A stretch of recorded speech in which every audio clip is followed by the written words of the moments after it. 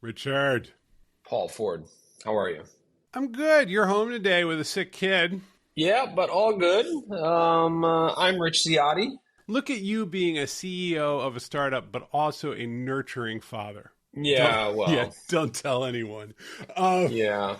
I'm Paul Ford. We are the co-founders of Aboard, a startup that lets you organize just about anything, including links from the web, data, files, and put them into beautiful cards that you can move around with your friends. Yes. You're going to find value in data and information that you thought was just a pile of mess, but it actually turns out to be beautiful and organized if you just come on into Aboard. That's what I would say. That's what I'm telling you. I like it. I like your pitch. Fun changes coming to the board. We'll talk about them in a future podcast. We might hijack one and make it one giant sponsored podcast. But for now, it is our sponsor.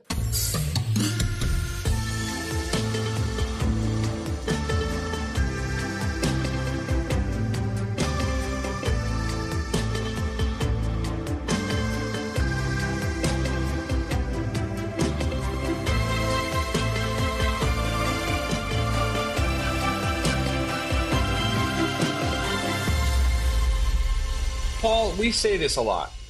What do we say, Rich? We say we've seen beautiful software fail and very mediocre, downright ugly software succeed incredibly. Yes. Why, Paul? Why? I blame the users who are don't wrong. blame the users. You're not allowed to do that. No, you're not allowed to blame the users. No. Well, there's actually many categories of this. I think I'm curious as to where you're going. Here's what often happens from my point of view. I see people try to solve a problem and they use all the right tools. They use great design and they use good modern coding practices, and it's elegant and it's beautiful. But the problem is a problem in the founder's head and not a problem that people have in the world. I think the founder thinks they're being empathetic. Yes, but they often have too much money to be empathetic.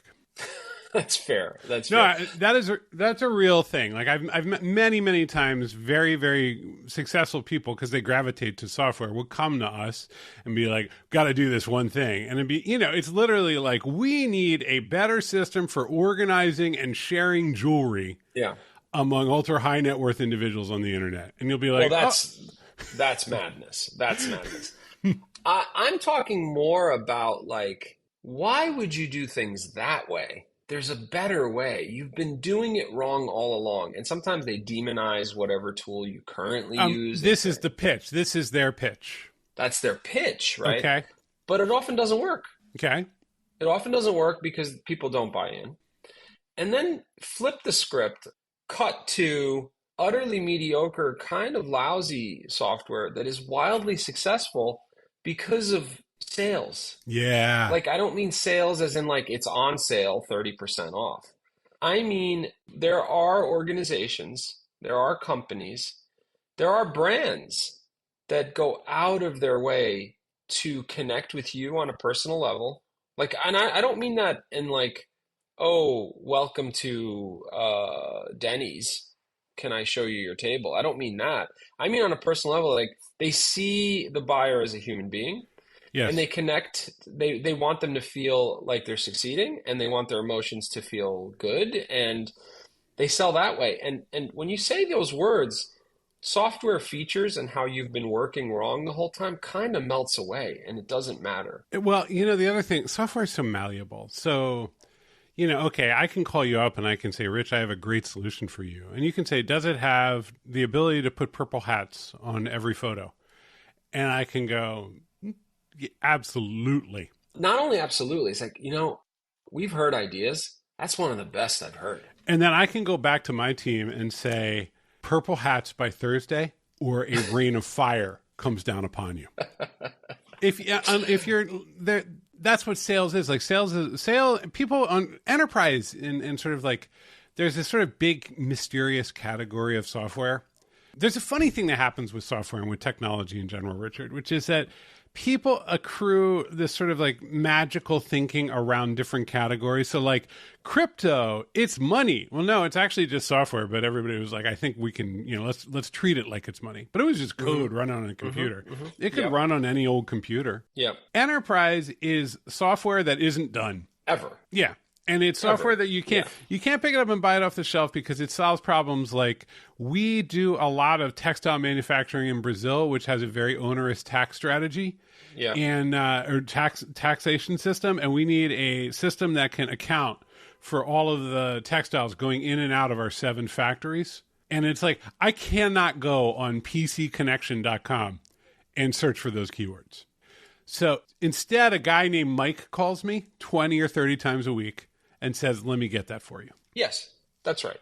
Look, I think we have a lot of big changes happening in tech right now, right? There's AI, which is like, oh my God, it's coming for your job. And then, another thing that everybody was like, this is magical and bananas and no one can ever understand how it works. And then you kind of sit down and you're like, I'm starting to figure out how it works. It's technology. Yeah. Exactly. And it's like, well, here comes the next $1 trillion wave of, I don't know, value creation. Let me just use those words right They now. love trillions too. Yeah. It was going to be climate. We had AI, then there was like a brief blip where it was going to be climate, and now we had crypto, then climate, but climate was like an hour and a half, and then everybody's like, no, actually it was AI. Yeah. And the thing that technologists kind of latch onto is that if the tech is incredibly impressive, everyone will come. And look, there are the tinkerers, the product managers, the ones that are on like Product Hunt, and they're like, yeah, well, this is cool. I'm going to use it. I'm going to show it to my cousin, and they're going to use it too. No, it works if you're selling to technologists. It works if you're building like a development environment. Yeah, they're often your evangelists. So it's great when you do that. And then there is a very different, and this is a very sort of circuitous way to get to the point I want to get to. Oh, is there any other way? Is there like... Anyway, keep going. Yeah, keep going. Exactly. It's called the first 8 minutes of every one of our podcasts. Here's what I'm getting at. Tech, it's not just tech. It could be anything. Anything that's like, if I would just add this one feature, if I had variable power windows so that the harder you press the button, the faster the window opens and closes, the more cars I will sell. Yeah, I mean... That, if I could just add that one feature to my software, then they will all come. Yeah, you're talking about us for the last 3 years. Yeah, and I'm talking about a lot of tech companies for the last 3 years. And then there is this reality. People will spend hundreds of dollars because a tote bag makes them feel good. Yes, those are 2 different economic realities. One is I will deliver value to you, and you will see it, and you will say, I want that value in my own life, and I want to use that tool, and that is a good technologist, and I love it.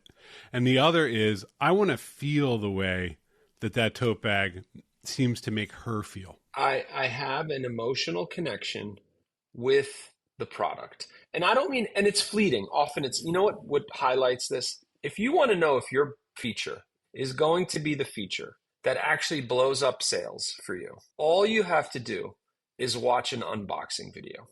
To me, an unboxing video is commerce translated into emotional satisfaction in the most basic way. The product is nowhere to be found. There's 8 layers of cardboard and fine plastic. You know that there's that material that feels like skin that Apple wraps everything in. I don't know what they call it. It's sort of like a translucent, but almost like fabric plastic, right? I'm convinced they are harvesting the stomachs of little baby lambs. No, that's Oompa Loompa skins from Willy Wonka. Like that's how that works. Yeah. But they understand that. They understand that luxurious emotional moment. And guess what, man? There's no feature set there. It's just humans connecting to a thing. People connect to a brand. People line up for a sneaker because they only made 200 pairs of it. I don't know what that's called. I think that's marketing. I don't know what it is. Now first of all, statistically, right? Like the dopamine rush comes before when the product kind of hits the porch.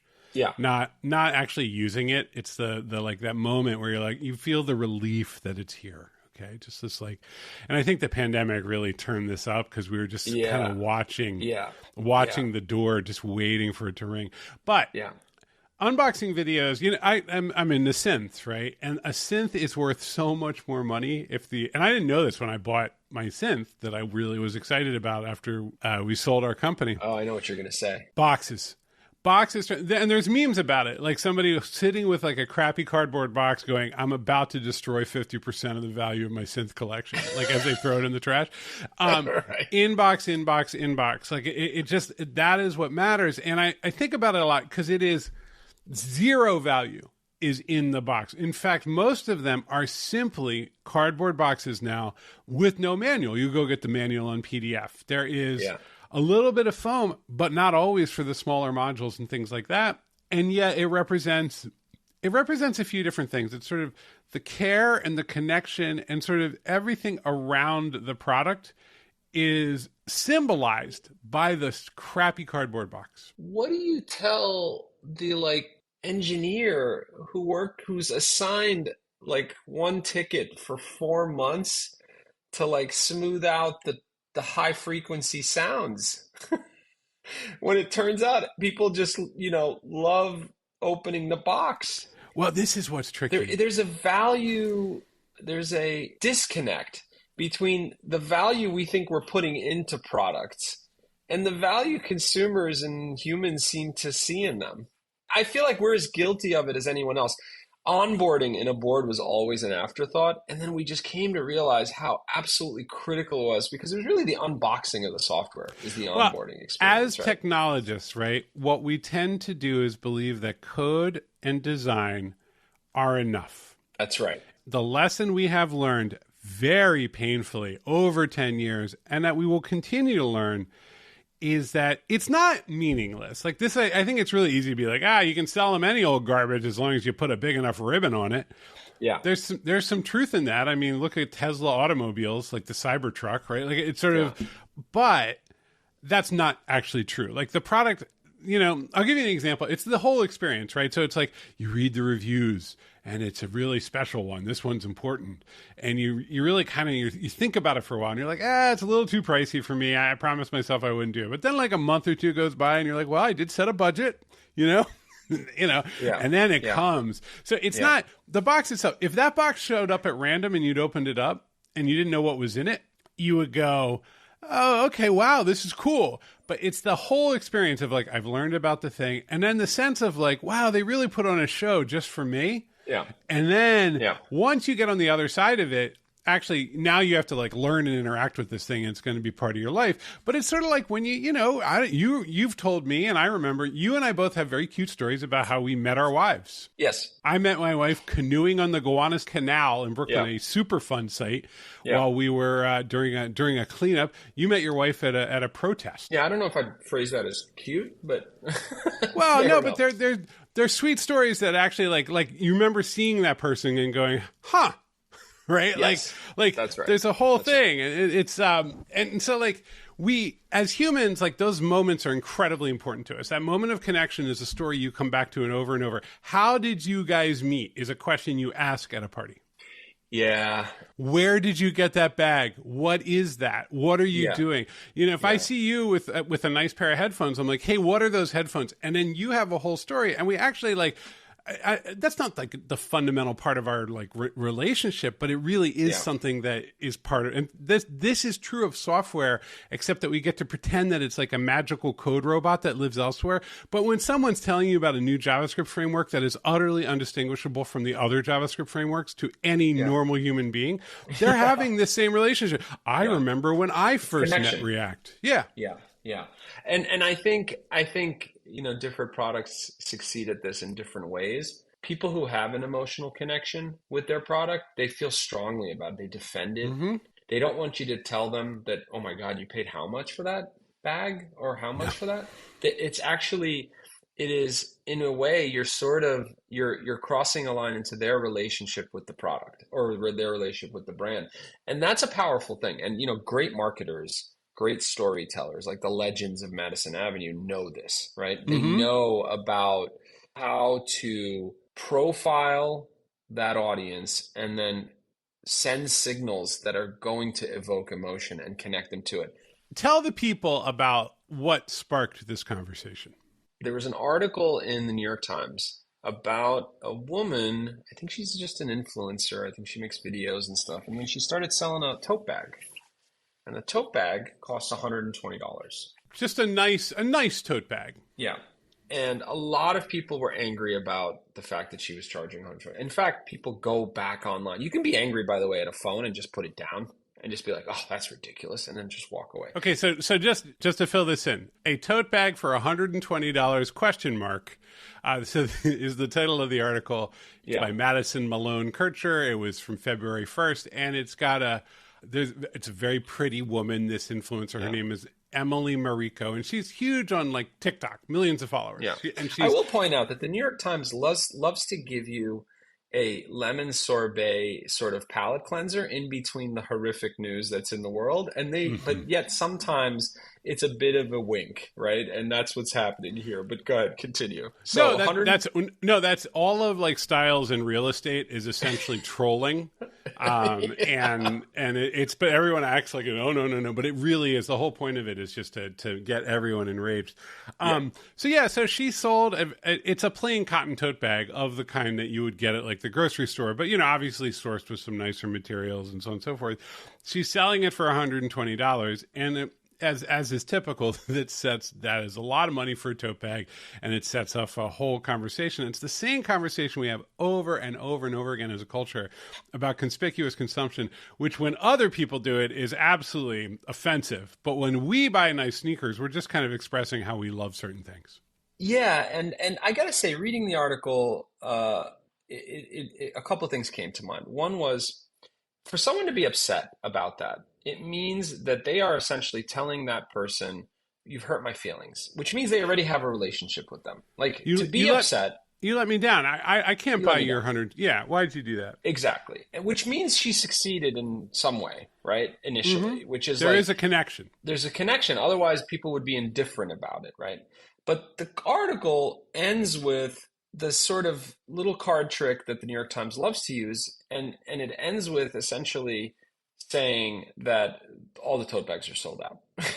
Oh, yeah, the little kicker. Like, kicker at the end. Everybody is all fussy about this tote bag, but meanwhile, that's right. Miss Mariko has learned that she is utterly correct to sell an $120 tote bag. She can't keep them in stock. They look, I remember, much like you, I was deeply broke for a huge chunk of my early life.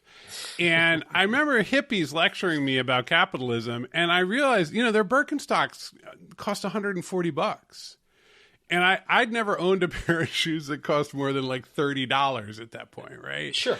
And and lots of people don't have shoes at all. And it was just sort of like, it's a lot of this, right? Like, that is not the societal breakdown that people think it is, except they're in the club, right? They're in the club and they feel let down because there was supposed to be a specific kind of virtue here, and now there's an $120 tote bag. But this is the whole frickin' deal, and this is where everybody makes their margin, and this is why we don't live in a socialist utopia. It's because someone can say, I would like to make $75 per tote bag, and I think I can. And I think if you mapped out the profit margin of that tote bag, let's say if it's a $120 tote bag, let's say $80. I'm being generous, by the way, probably more. The margins are even more. The gross margin is $80, meaning this thing is costing me $40 all in, and I'm going to charge $120. How can you charge $120? Now, you can charge $120 if it's a scarce commodity like gold or some material, but it's not. It's a tote bag, right? How can you do that? The way you can do that is something that's well known in sales and in economics, which is value pricing. The truth is, the buyer values it enough that you can charge it. It's not that it's a better technology or that it's a better material or it's more durable or you're giving them a lifetime warranty. It's that the buyer on the buy side is not calculating the material and your shipping costs. What they've decided is it means that much. It means enough to me. And here's the beauty about markets, and I'm going to be very capitalist for 10 seconds, Paul, and then I'll go back to being normal. If you go too far, markets slap you down real fast. It's real. If you are abusive, or you somehow broke a pact with your customers, or you said something markets take care of you real quick, way faster than any comment thread. This doesn't mean that you can't sell nonsense. You can sell gold stereo cables that mean absolutely no. You can sell total snake oil. And if they want it, they'll buy it. But if you charge too much for your snake oil, they'll get upset. Like it's not, if you charge too much, yeah. if you do something that somehow, this is the thing, you've decided to establish an emotional relationship with your customer base. So if you think you're allowed to go to a Nazi rally that following weekend, you better be very careful, because it's not a transactional relationship anymore. They have skin in the game and they can judge you. What's wild, so, you know, we've talked about this before. You and I have our little hobbies, and like, there is no sound that I could make with the nice fancy synthesizer I bought 18 months ago that I could not make on my Macintosh with $25 worth of software. Sure. And in fact, my synth has a few little analog parts, but for the most part, it's digital. And so, like, yes, certain headphones have a really nice response to audio signal, but not that great, right? Like, there are thousands. There's a diminishing return curve that kicks in real fast at about $400, right? There are very typically, except for things like healthcare, often really cheap commoditized experiences that are like available to, or experiences and products that are available to like get anywhere. So this is a fascinating one, right? Because we have chosen as a culture to get upset and write a New York Times article about the $120 tote bag. Meanwhile, we are flooded with tote bags. And there are tote bags. I have 10 tote bags downstairs, right? So sure. I went ahead, you sent this to me, I read it. The actual objective reality of this article is I'm not going to buy it. It doesn't matter. They're going to sell out, sure, but it will represent an infinitesimal number of the tote bags. And why do I care what people do with their $100? I do care a little what people do with their billions, but with their hundreds, we got to just let it go, man. Yeah, and look, I think most don't, right? Most don't care. I mean, I think... Well, no, she has 13 million TikTok followers, so there you go. No, but my point is she has 13 million TikTok followers, but 12 million don't have a strong feeling about the tote bag. They just watch the video. Fair enough. All right, so what is the conclusion here? Have you ever done the exercise where they make you sell the pen? That sounds like another podcast. Yeah, we'll do that on. Hey, at Tipton Jim. At Jim Nielsen. We have to do that. So that is the great sales interview question where they hand you a pen and they're like, "Sell it to me," and then you're like, "I can't sell this pen to you. It's too valuable." I want to close it with just as you're asking a piece of advice, which is also a way to explain my behavior inside of a board. Okay. I talk about icons and fonts a lot.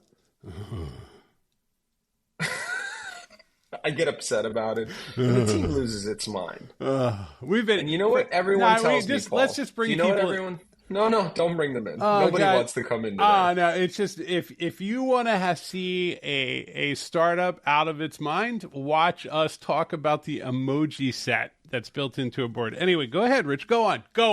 And this is how I want to close it, which is actually a very wily way of defending my behavior. Great. I believe that these tools, and they are tools ultimately, they're not life-changing experiences. They're just tools. I believe strongly that there are little things you can do that evoke connection and emotion from people that see them. And that's my sales. That's me being in sales. That's me being in an agency who had no idea how to get people to connect with this, frankly, tiny little shop in New York City. And I stand by it because I've been in the room enough times to see how people connect with things. And rarely is it them falling out of their chairs because I showed them a drop-down menu. Well, this is tricky for me, right? Because I am the thing that people tend to connect with in this context. Yeah.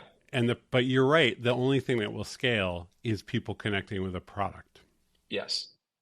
And I care deeply about the deck. I am a Keynote Gold certified. I don't know what level I can be at. I know that thing inside and out because I know that is the way I tell stories with it. I was using another tool to get something done, and I kept showing it to Rich. He's like, this makes absolutely no sense. It's chaos. What are you doing? And he gave me the exact same thing back in Keynote and was like, do it like this.